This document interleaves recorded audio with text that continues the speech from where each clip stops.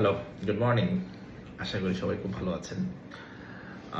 সকালবেলা একটা গতকালকে বা পরশুদিন ইউটিউবে আমাদের আ আগের সরকারের আওয়ামী সরকারের বর্ষিয়ান পলিটিশিয়ান শামীম ওসমানের একটা ইন্টারভিউ দেখছিলাম অনেকদিন পরে। তো ইন্টারভিউটা দেখতে আম একটা জিনিস আমার মনে হচ্ছিল যে সেলসের সাথে আসলে বিষয়টা খুব রিলেটেড। গতকালকে আমার টিমের সাথে আমি শেয়ার করছি যে দেখেন, একজন পলিটিশিয়ান সে কতটা তার দলের প্রতি লয়াল হলে এবং কতটা সে ব্রেইনি হলে সে এই ধরনের একটা আম ধরেন ছাত্র আন্দোলন, তারপরে এই যে অন্যায় অবিচার হয়েছে, এই দলে থাকার পরেও সে এসব বিষয়ে কোনো ক্ষমা না চেয়ে বা এসব বিষয়ে সে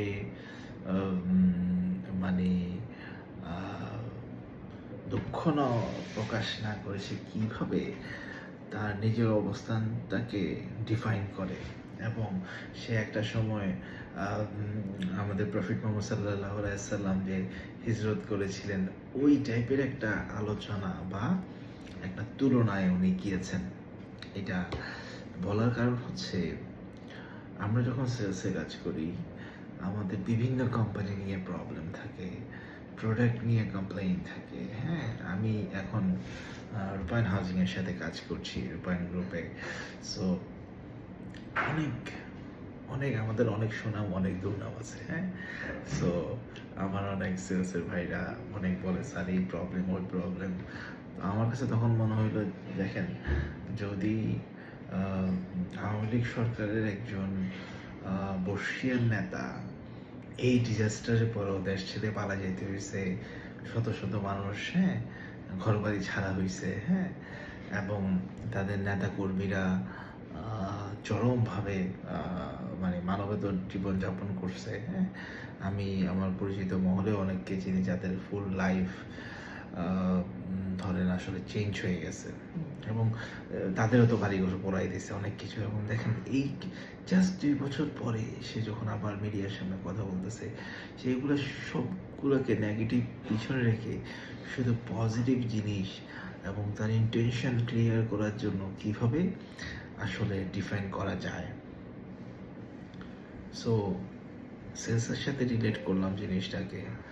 আসলে আপনি যদি আপনার ভিতরে যদি আসলে নলেজ থাকে, তাহলে আপনি নেগেটিভ জিনিসটাকে অ্যাভয়েড করে আপনি পজিটিভ ইউএসপি খুঁজে নিয়ে আপনি কিন্তু কথা বলতে পারেন। অনেক সময় বলে না যে সেলসে মিথ্যা কথা বলতে হয়। So I don't believe it at all. যে আপনি সেলসে ভালো করতে চাইলে আপনার কাছে যদি নলেজ থাকে এবং আপনার যদি সেলফ কনফিডেন্স থাকে, তাহলে আপনি সেলসে ভালো করতে পারবেন। লাইক দোজ পলিটিশিয়ান যারা আসলে নিজের প্রতি এত বেশি সেলফ কনফিডেন্ট, হ্যাঁ, নিজের দলের প্রতি এত বেশি loyal, thousands of crime, thousands of allegation থাকার পরেও উনি কিন্তু দেশপ্রেম, জনগণের সেবা করতে চায়। সো আমরা সেলসে যারা কাজ করি, বেগিং করে না, কনফিডেন্স ডেভেলপ করে, প্রোডাক্ট নলেজ নিয়ে এবং হচ্ছে রাইট মেসেজটা শেয়ার করে, চাইলে যেই পয়েন্টগুলা নেগেটিভ আছে ওগুলোকে অ্যাভয়েড করে আপনি পজিটিভ জিনিসটাকে ফোকাস করে কিন্তু আপনি সেল করে বেরিয়ে আসতে পারবেন। সবাই ভালো থাকবেন। আমার এই স্টেটমেন্টটা পলিটিক্যাল কোনো স্টেটমেন্ট না, একটা উদাহরণ দিলাম। সো বিভক্তি সৃষ্টি করবেন না এটা নিয়ে। ভালো থাকেন। আসসালামু আলাইকুম।